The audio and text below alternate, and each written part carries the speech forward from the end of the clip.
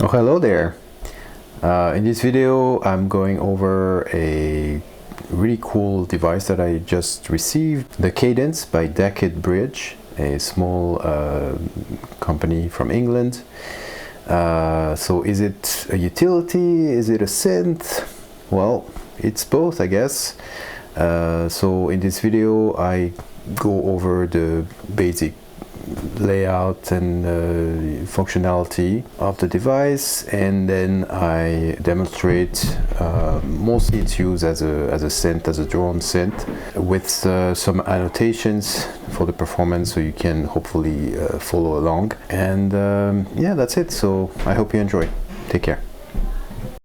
So this is the Cadence by Decade Brigde, a small company from England. It's a unique, very interesting device. It can be both used as an instrument and as a utility. So you have 4 oscillators, 1, 2, 3, 4, or rather A, B, C, D.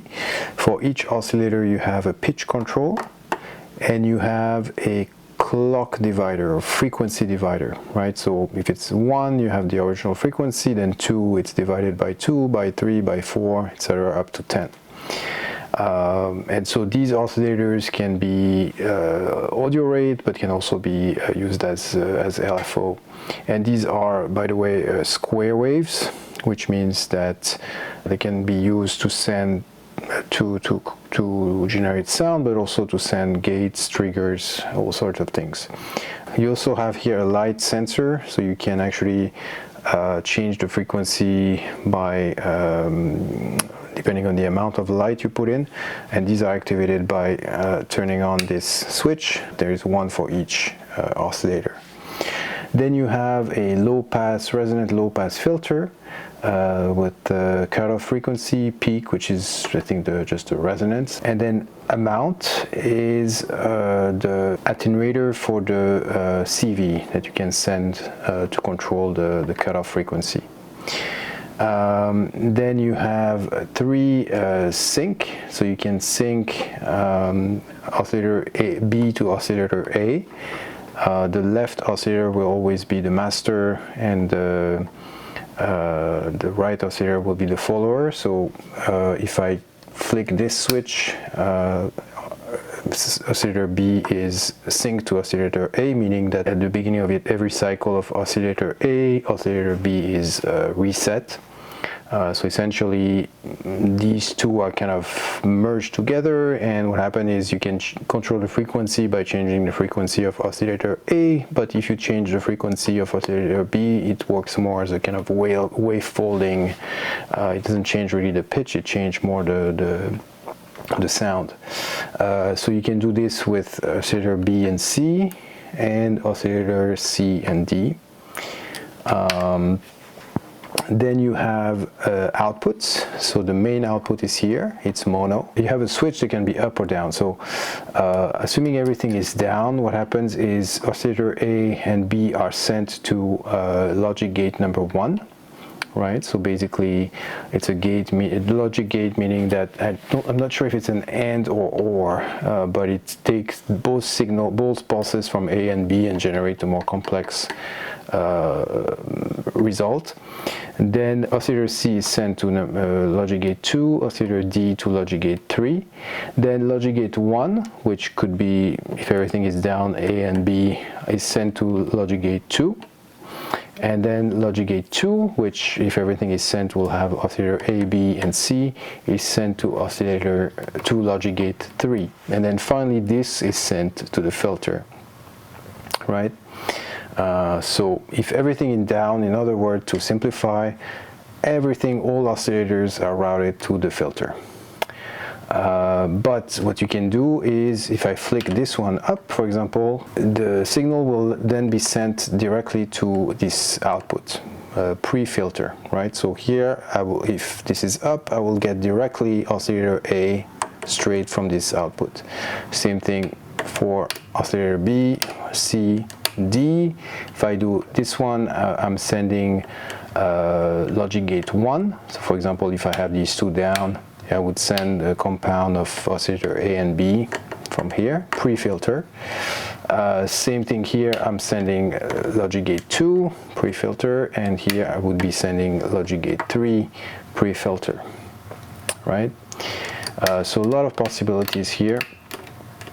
Then inputs, so you have 4 inputs, and if you plug something in there, basically it can replace any of the oscillators A, B, C, D. So if I plug someone in there and I flick the switch up, I will whatever is input in there will replace oscillator A in whatever configuration that it's in.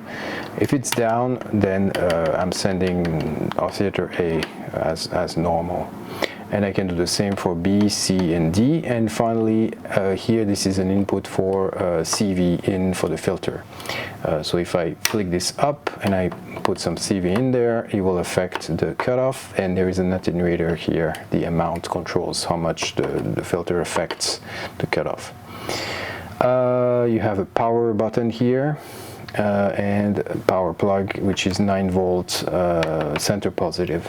Okay, in terms of the case, well, it's pretty big. It's bigger than I thought it would be, to be honest.